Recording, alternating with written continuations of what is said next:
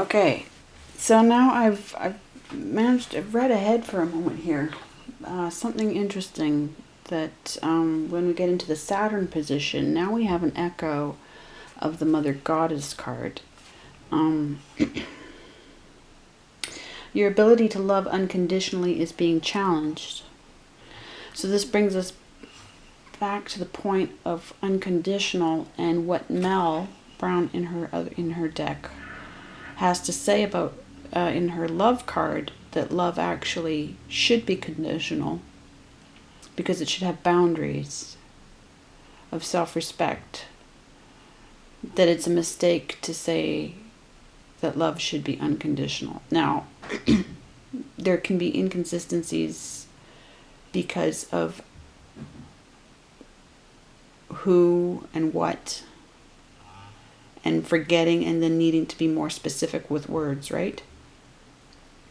But it's the whole love card in that deck, in this one, the Aboriginal Spirit, is very clear about that. Like a pull no punches clarity. So I feel like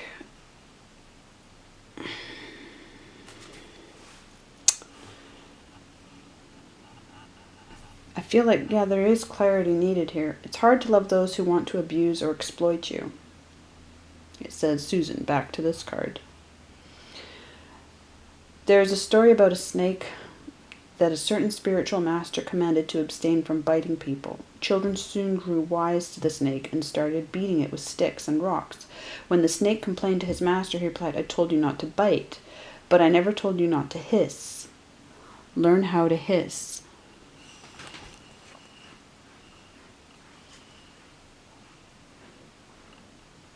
I don't know. For me, that seems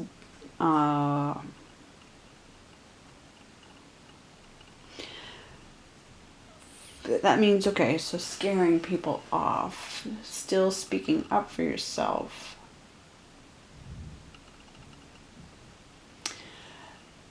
Oh, as a Scorpio, that just rubs me the wrong way. But that's good. She gives me conversations to have. No, I very much like boundaries.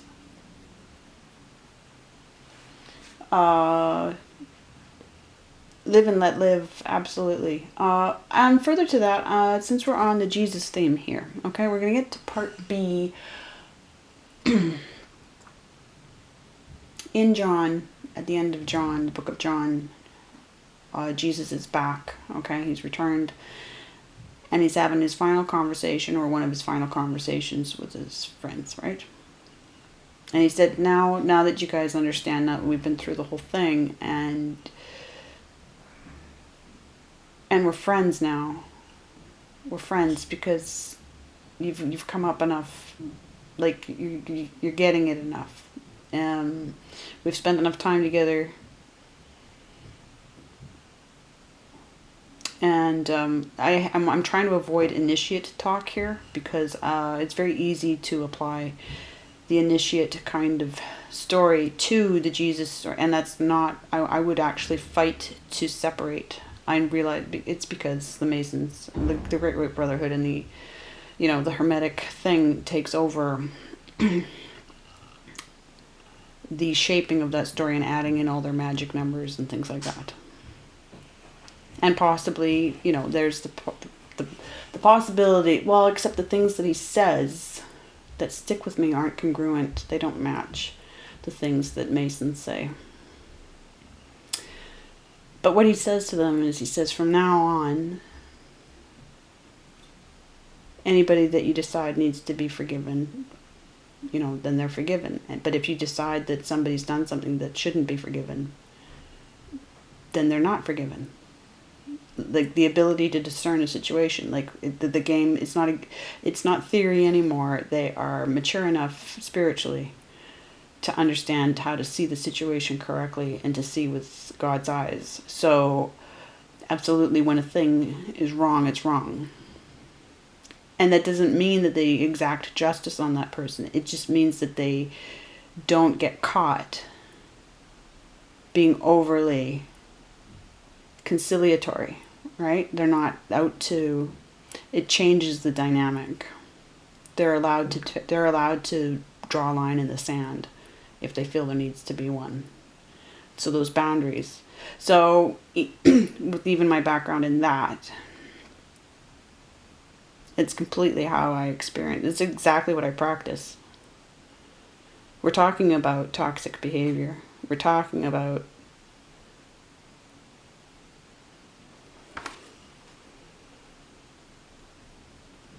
I don't think hissing does jack shit.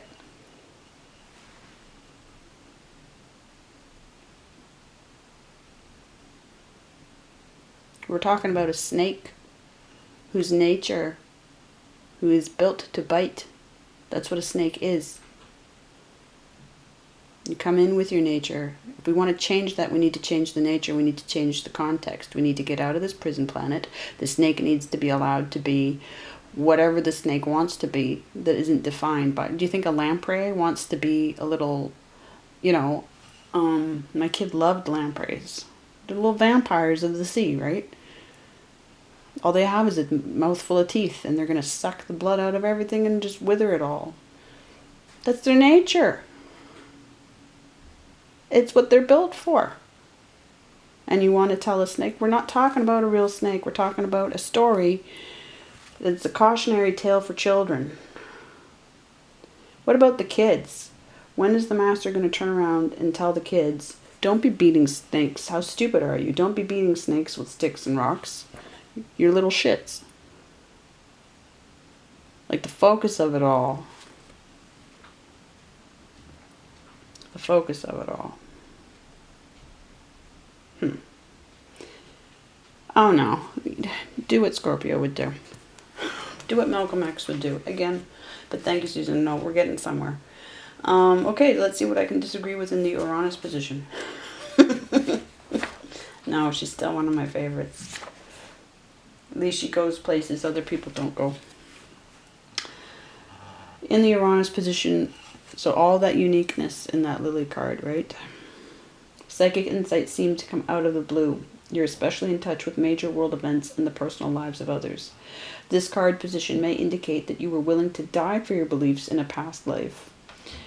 Not so much this life. Your psychic understanding of others helps you to forgive and move ahead without bitterness. You may soon meet a master teacher because you've recently moved to a higher plane of receptivity to spiritual matters. Be prepared. Well, I can tell you I'm a 33, so there we go. We've already met one. But if you want another 33, Roshan Sylvia on YouTube. She's a 33. She's a master teacher. And her channel name is Roshan Sylvia, ROSHANSYLVIA. She does subscribe to Karma, and even she pauses sometimes in what she's saying because she knows better. But all in all, she is my favorite. She is my favorite. But of course, you might meet a master in, right in face to face. Yeah? Move ahead without bitterness. I understand. Okay, we don't want the bitterness to be at a place where it is a major theme and a major energy. But it is... Okay, let me put it this way. I teach drawing. I teach how to use colors, how to create a palette, right? The picture needs what it needs. It doesn't need a palette that's your comfort zone. It needs what the picture needs to function as a, what do you want to say? Starts with a C, but anyway. Composition, okay? There are technical needs of the picture for certain colors, whether you like those colors or not. And if you don't have the full palette, if you're not willing to use colors the way the picture needs them, and if you don't push yourself to experiment, then the picture is lacking what it needed from that color, right? So if the bitterness is required, it's called context, time and place. It will have its time and place. It will be smart. It's like when I told my kid about swearing. It's like, If I can swear, you can swear. We are equal. You are your own being. I'm not a hypocrite. But if you're going to swear at school and I'm going to get calls from the principal, you're an idiot. And you're bringing on trouble on yourself that you don't need. Neither of us need it. So, place and time. Be smart. Okay, that's what I have to say about that. Point being, what's the real takeaway from that? Psychic insights.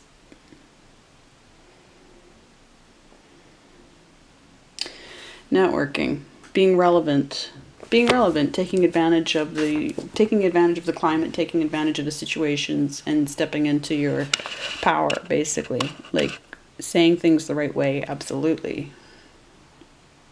But you don't want to be, don't be apologetic either. Okay, so that's it for,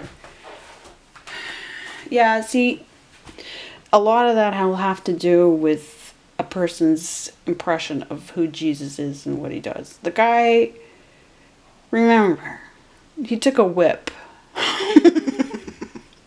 to a bunch of stuff and tables. Like, he just, there's some bitterness in that. Absolutely. Oh, okay. Hang on. Here's what I have to say about all that. Now, I can't say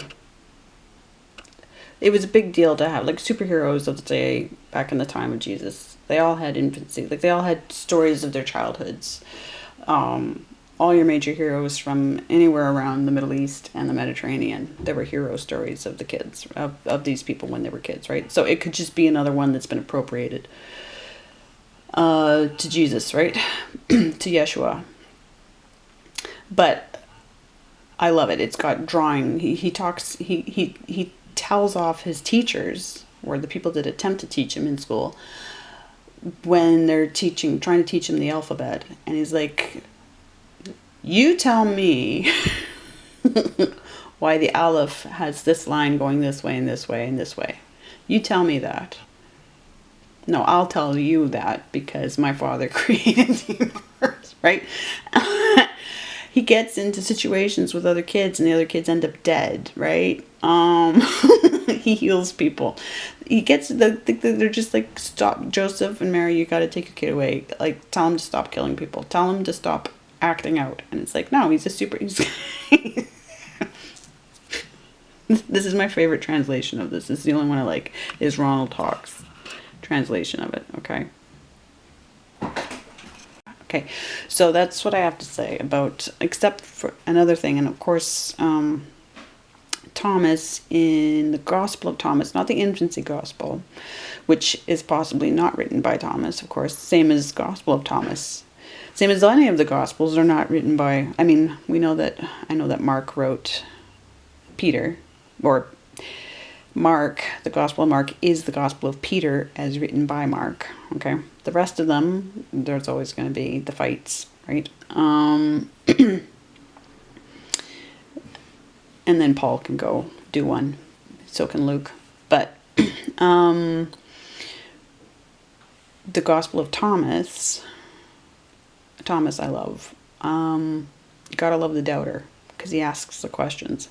But there's a note in Thomas that Mary kept careful note of everything that Jesus did.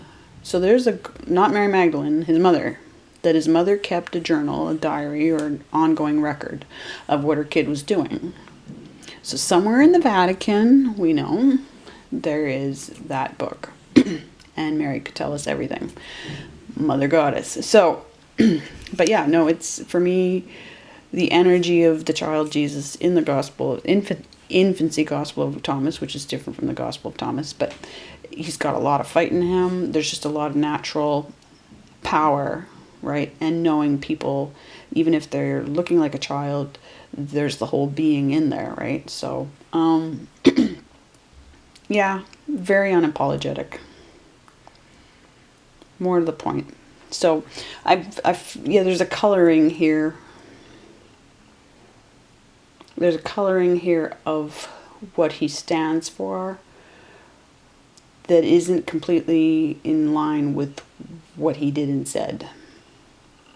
because there is the part B at the end of the book of John. Not the Revelations, but the actual Gospel of John, when he says, no, those whose sins you forgive will be forgiven, and those whose sins you hold against them will be held against them. Because people, his team had elevated in their ability to judge. We know this is true in our own lives. We get better and better at discerning. And then having to take responsibility for, because you've got to answer to yourself, you've got to answer to. Like, another thing is, who would I rather be angry? The other person or me?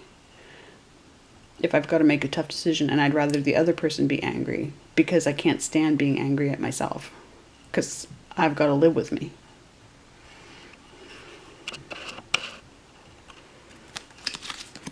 Take a moment here. Now, Wild Kuan Yin is the little one. She always shows up as the little one. So the synchronicity. Here we go with the 3 again. Just to be in the moment here. Okay, so the 3. The 3. Now 3 people. Just to end this reading. You are one of a kind. Your own path will never be exactly the same as anyone else's. The type of frequency you hold is as individual as your fingerprints. That uniqueness cannot ever be... Uniqueness cannot ever be taken from you, co-opted by another, or compromised in any way. Unless you let it be, right? But relish... Well, but then that's a surface part of you. That's not the core you, right?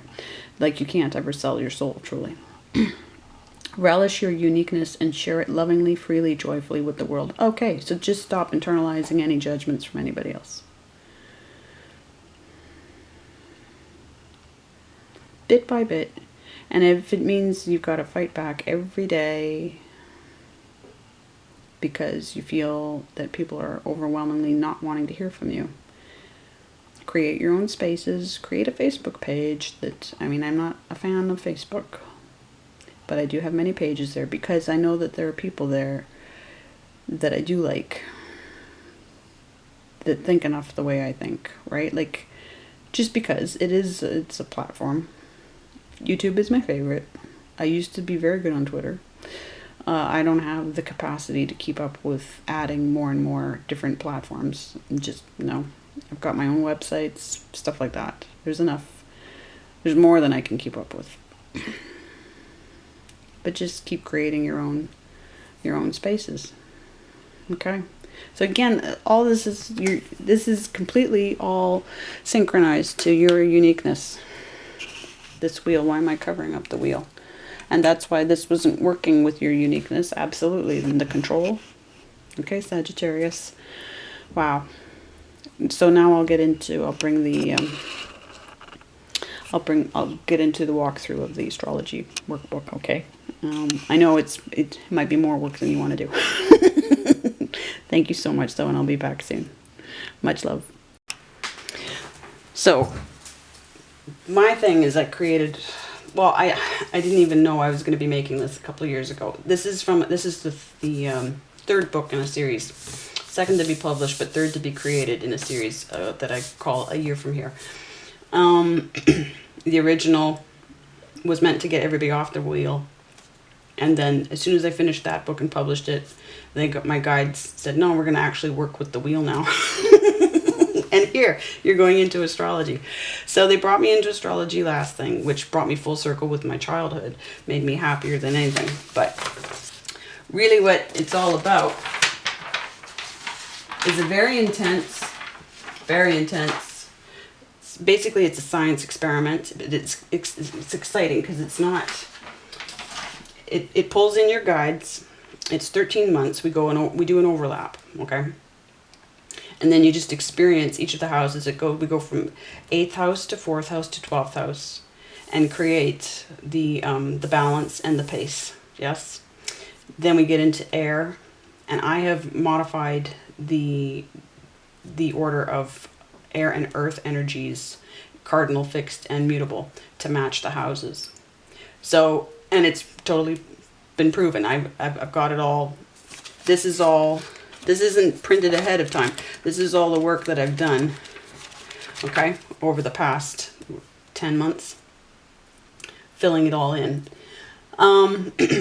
We go through air, and how they organized it. They told me how to structure this, because they work it in time. The way they orchestrate it with the energies, the overlap, like, because we start with 8th house in April, so there's the overlap of Aries, yes. And by the time we hit Virgo, and what we do, like, we get, you find out, you get your balance in the 8th house and the 4th house and the 12th house, okay? Your balance, your speed, your pace, your sense of emotional range, okay?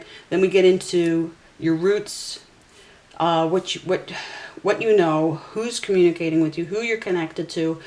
You would think that would happen in the water signs, but it actually happens in the air signs. The path to God. You keep a photo diary. Okay. Now, I did a really good job of being dedicated to the photo diary in the first few months. By the time we hit air, it was overwhelming and I could barely keep up with it. So I have to go back and finish photo diaries for that. But I'll walk you through the pages. We work with the numerology of it. As you can see here, I've got everything listed, and then we check to see if it's been fulfilling, and absolutely. And because I use 2 house systems, and because I use tropical and sidereal, and then of course the nakshatra, we've layered it all. When I published this the first time, I was doing it without the nakshatra.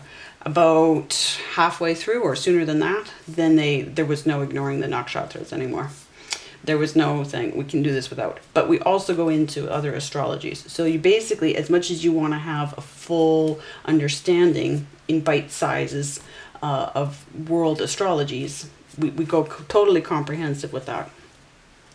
But because I'm matching sidereal, overlapping sidereal with tropical. Now this doesn't stay true all the time because the sun lasts in Virgo for like a month and a half, right? So this needs some revising. But the mid days of any month, this has proven true. There's a concentration of energy for each house as you move through it, and it affects the activities that you're doing in that month. So there is a way to structure in this experience of doing this workbook what can be accomplished in the 13 months. I can guarantee what's going to be processing for you in what month, at what time, and how heavy the workload's going to be. Okay, so that absolutely, and then and what we do is, if it's whatever your goals are, and usually it's probably going to be fairly holistic. Okay, there's heavily magic, yes, but if there are financial goals, if there are spiritual goals, if there are relationship goals, probably all together, then you're going to meet guides you didn't know you had. You're going to get stronger with the ones that you know you do have. You're going to collect so much evidence. You're going to do review. You're going to figure out exactly, you're going to get so much affirmation, and you're going to get so much clarity by the end of it and then you're not only clarity, but everything shifts in your life to answer to this book. It hinges on the work, absolutely. You can work with your own charts if you want, but I can build a chart for you as well. I do a couple of versions. This is the old version that I have to walk away from. But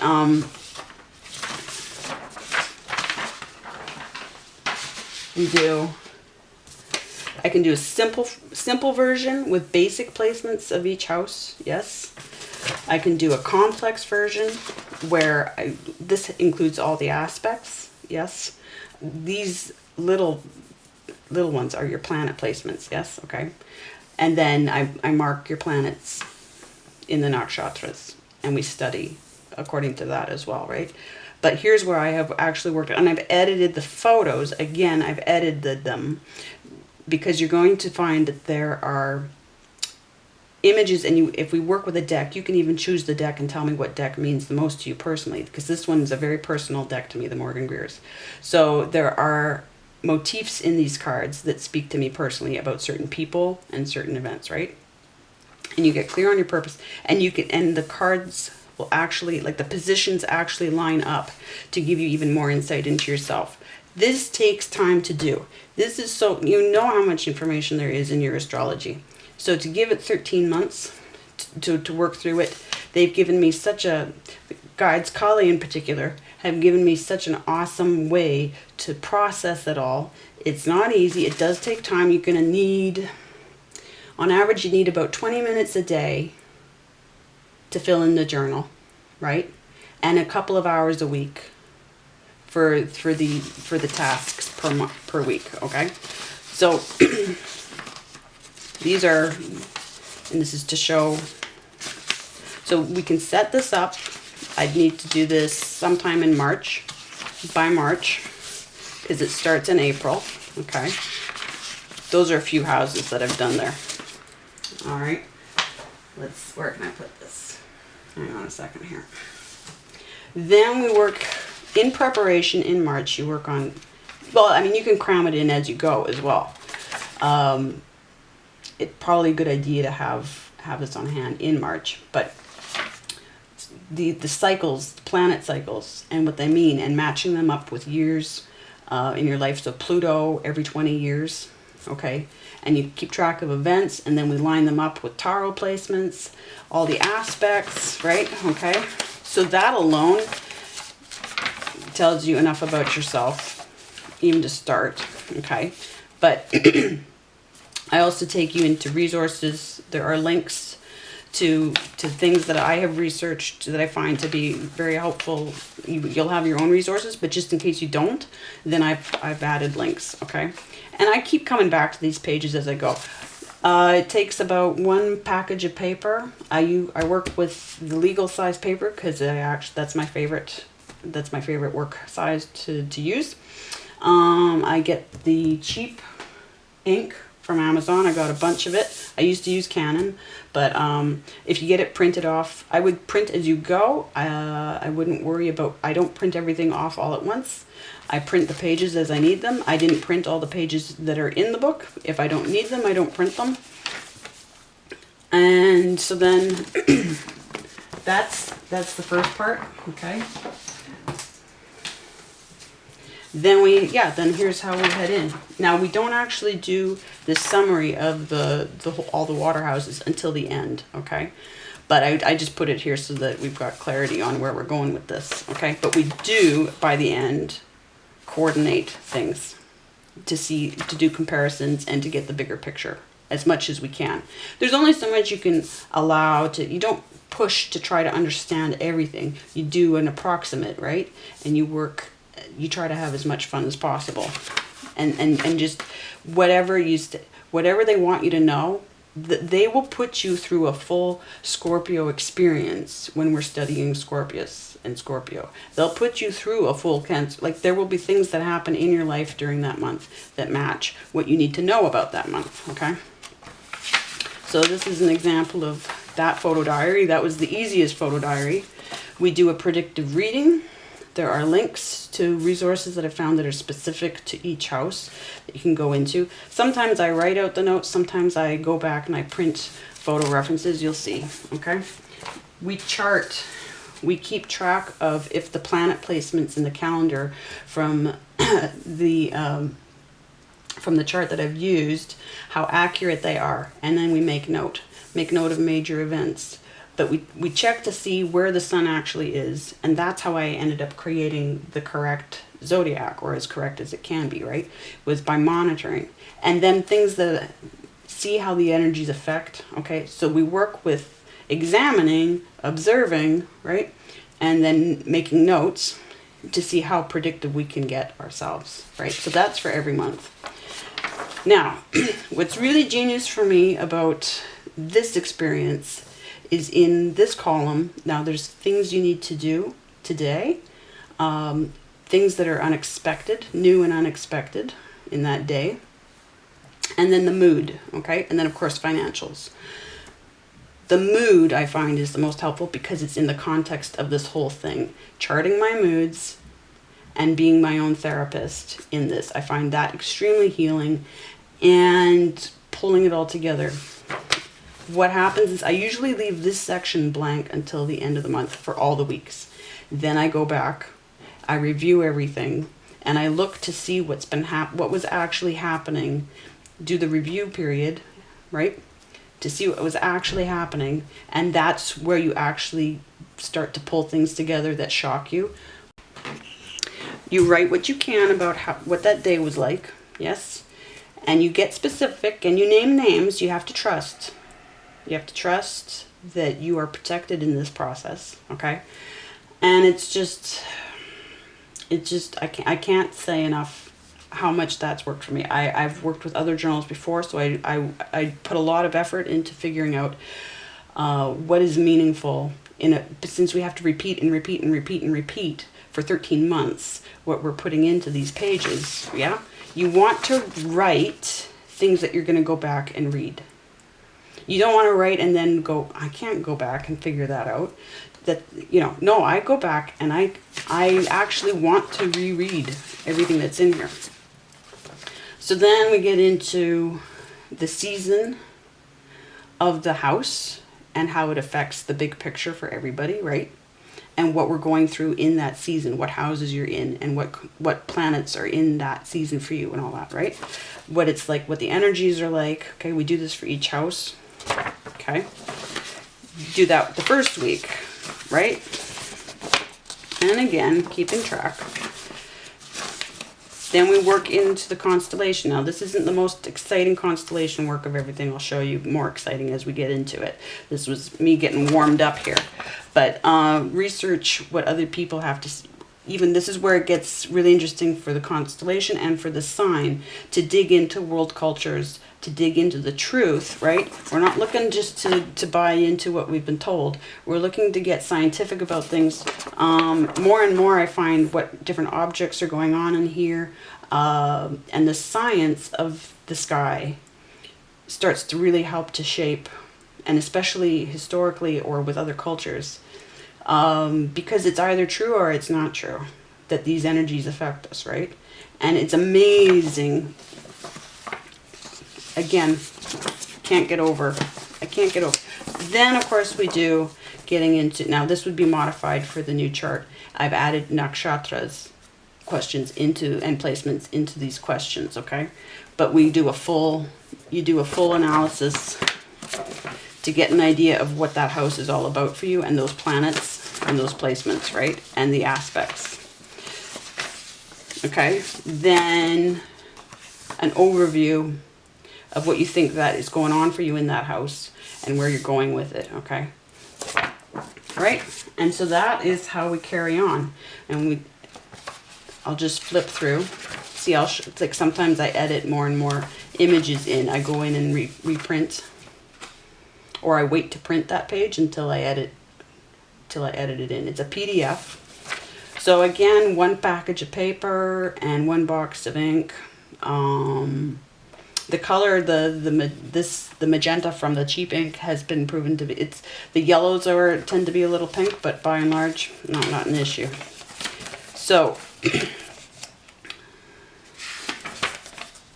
the work, you can put more or less into it. I have Jupiter in Gemini, so I put more, but then that gives me a lot to help you with in terms of sparing you maybe some legwork. I do it myself. Again, and I've come across, I've built up, and I share a huge, basically, well, not huge, but a really solid set of resources, other channels, other websites that are proving themselves again and again. Okay, so that's, then we get in, yeah, so the air. Now, photojournals are, yeah, kind of missing here. Is there anything else I can point out, though? We get through all of that. What is really amazing is when we get to, now I'm going right past, I see Virgo there. I see Virgo. Okay. And I just gotta get past Aquarius here. All right. what I want to do is, yeah, group sessions on Patreon or YouTube, but yeah, but probably starting on Patreon. When we hit Virgo, we're going to hit Virgo first. And we hit Virgo, the way they organized it is that we hit Virgo during Virgo season. And then there's this huge overlap of heavy work energy. So, and Virgo is all Time Lord stuff. It's all time sensitive stuff, both in Virgo and in Hasta, the Nakshatra in particular, that hits there. So they catch you up in real time once we hit Virgo season. And then Virgo season ends up lasting till the end of October, straight till November 1st. And what we've learned about Libra at that time, which is the path to heaven, and there's a lot of truth. Like I don't shy away from digging through all the Great White Brotherhood stuff and getting into the truth of what we got from Africa and what we got from Asia, India, okay? So once we hit the real time, then there's basically this steady climb, right through the earth energy, this deep magic, and we do the root work. Whenever you hit your second house is when you're going to do a lot of root work. So there's stuff that I can predict in terms of flow for you, how easy or difficult. We're going to hit the Taurus void. We're going to hit the Capricornus void, this dark territory. I love dark. Dark you need as much as you need light. And I don't mean that dark equals bad and light equals good. I'm totally against that. Those are not, though dark and light are on a spectrum, but good and bad is not for me. There's wrong and there's right. And I don't mean to be simplistic about it, but no. So using cards to interpret the chart, mapping them out. This is all information from Vidya Mitra that I got into. So lots of root work. For me, it hit at this point, but that's because my second house is in Sagittarius. So whenever we hit Sagittarius energy is when we're going to hit the root work energy, okay? And so we're going to dig deep, deep, deep, deep into everything. We're going to pull out all the stuff that needs to be pulled out. And it's all on schedule. It all happens exactly when it's supposed to happen. So there's a way that you can look ahead at what's been charted in the book and know that if you were wanting a thing to happen sooner, it's not going to happen sooner. It's going to happen when it was charted to happen in the book, right? In that overlap page. So anyway, see how I start to get a little more visual, right? So that's what you can do as well, okay? But you don't have to, if it's not your thing, then you keep notes however you want to keep notes, okay? And they bring in all kinds of amazing, the way other people in your life influence you, what they bring in, okay? So we get through all of that. Yes, we're going to get to a period of total exhaustion by the time you're done 10th house, because it is what it is. It's all about getting exhausted and then getting the fresh start. But I guarantee. So then what we do in the 13th month,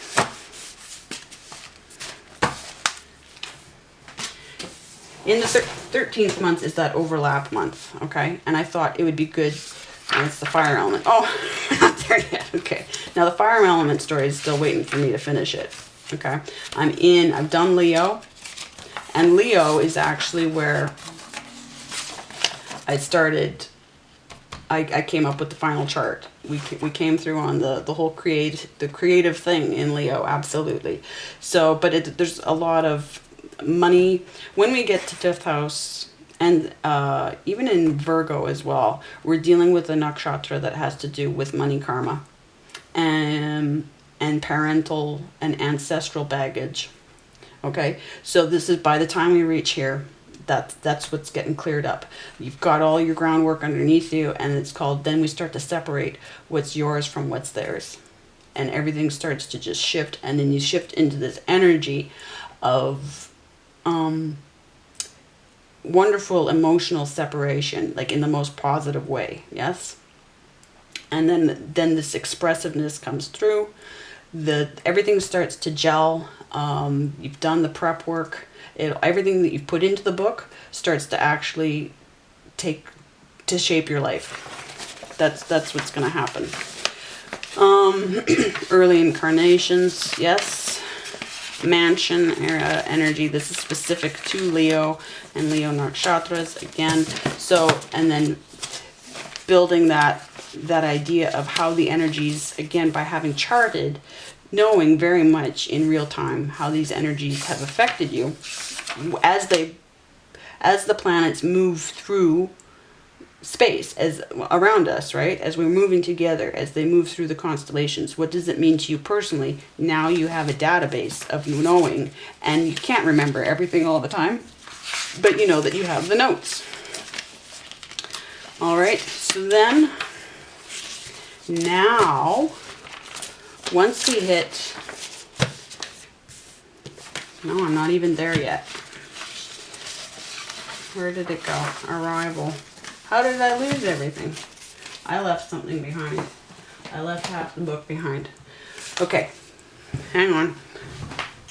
Okay, so there's that much book. There's that much book. Photo diary again. But putting it all in real time, okay? So all of a sudden we go from being in some other house during some other month. Now we've done it in Virgo, yes, but here we'll do it again. So we'll be in Aries, Pisces within, and then we're moving into Taurus within the April, yeah? So putting it into play, what does that mean? It means we're still keeping the journal, yes? And it'll be interesting to see where your finances are, if they need to be improved at this point versus where they were a year earlier, okay? But here's what I mean, where what we keep track of changes, yes? And so that's I find that, and then what I'll do is once we've got past that, if you want to carry on with this, I'll have another journal available that will keep going with this, yes? Because you don't need to keep doing the planet work necessarily the same way. So you can carry on for as long as you want, year after year, by tracking. You probably don't always want to do that. So there's probably going to be even a third incarnation of what to do, right? But maybe. But I wouldn't be surprised if we need a third book after this. But that's what we do. What it all means, and I can probably shrink that so you have more room to write. I find sometimes the print is a little big, so I'll be modifying that for the next version, okay? And then, if there's anything that's left as a question mark, left as any kind of dissatisfaction, or just left as, well, again, a question mark, then we talk about it, we bring it up, we get into it, and I help you solve it so that you have a sense of solidness about the whole experience. So that's what's coming up. The book will be available soon, but if you're interested at all, if you've come this far in listening to it, if you want to leave me a comment or email me at pinkspidertarot@gmail.com, then we can get you set up with your own copy and your own whatever chart you want to use that I can edit into it. I'll edit the chart into the book so that you can print it all together. You don't have to edit in yourself. So that can either be somebody else's chart. I use AstroSeek. But if you want me to create a chart for you as well, I'll need to do that. I'll need about $40 to do that. That takes up some time. But otherwise the book is free. The book itself is a free download. So you can do whatever you want with it. You can work with it on your own. You don't need to sign up. There's a full list. Again, the video series is already up on YouTube from this past year. So if you want just to go back and reference that when you're working on yours, the information won't be that different. We'll do a predictive card read for the beginning of each month. And I do meditations. I take photos of the card read that I do. We use Japanese deck, an Eastern India deck. That's what I used this year at the Tattoo Tarot. And do a simple read, few cards, and I use the major arcana from the Japanese and the India deck as the oracles. And then I photograph them and I do a meditation on them to music, and get that posted, so that there's something just to go back to. And with that, we actually put the focus on learning how to interpret the cards in a predictive way, right? Like they actually obscure for me at the beginning of the month when I do the read. They don't want me to actually be too clear on what they're telling me. They want us to track and trace. Sorry. They want us to track what the cards are and how they're playing out in the month. So there's even that. We go back and we review the prediction that was given to us. And of course, you're going to bring in other predictions from other readers, and I build those into my photo diary. I build those into my notes, and you end up with a huge database for yourself of communications from your guides, how it's manifested in your life, what it means. Like you can look at your chart. By the time you're done, you look at your chart and you know what you're looking at, and nobody else needs to look at it for you. You've spent the time yourself. You've internalized the knowledge. You're emotionally connected to it, and even if, let's say, you glance at it and you're like, oh my God, it still looks like a hot mess, you know that if you sit with it, you are fully capable of digging into what the heck's going on, why is it happening, what the trajectory is, okay? But usually the big picture is so significant and you're going to be overwhelmed with how important you are in what specific ways. And I can tell you that Kali is definitely part of the experience for everybody. If you are a fan of Jesus, then I wouldn't even be surprised if there's a crossover there. But crossover. Good one, Kristen. I come from a heavily Christian background, but it's Kali who appeared to me. But I also work deeply with the Orisha. So whoever, and again, especially through Mel Brown, the Aboriginal healer in Australia, her decks. So Grandmother Spider, because I'm Pink Spider, Spider ties me to Grandmother Spider, Spider Woman, and Kali, in particular. And so I can guarantee that they're on this journey with you.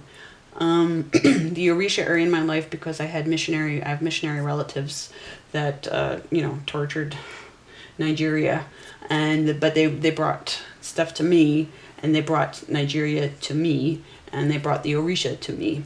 They didn't mean to, but they did. But the Orisha meant for them to. Animal spirits, animal oracles. And what I haven't been clear on yet, because they wanted me to come up with a specific habitat, and then it gives us, because of the houses. Now, so again, Scorpius submarine, okay? Everything that comes with that. But then even getting into the Nakshatras, there are different qualities to that energy. Houseboat, Cancer. And it all has proven true. Like it's tested. I've tested it out month for month with each of these. Cruise ship, Pisces. Embassy compound, Libra. Libra are the cleanup crew of the zodiac, absolutely, but the cultural ambassadors. Okay, penthouse, Gemini. The storm. Travel hostel, Aquarius. 8 star.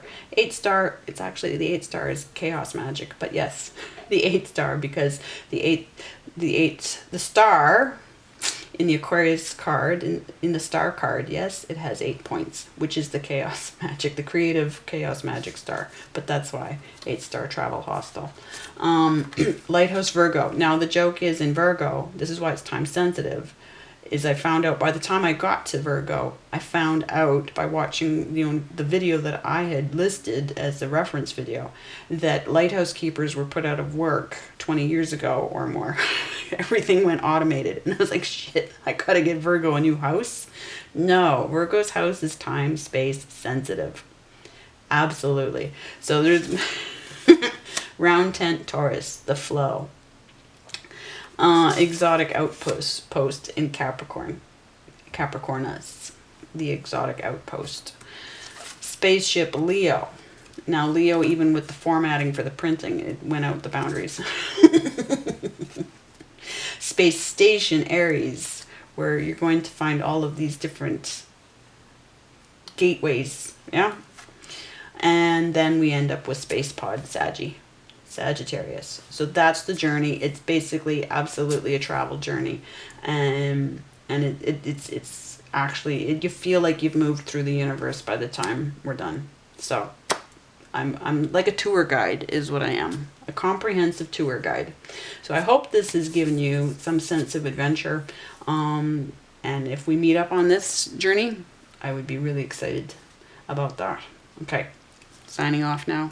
Much love.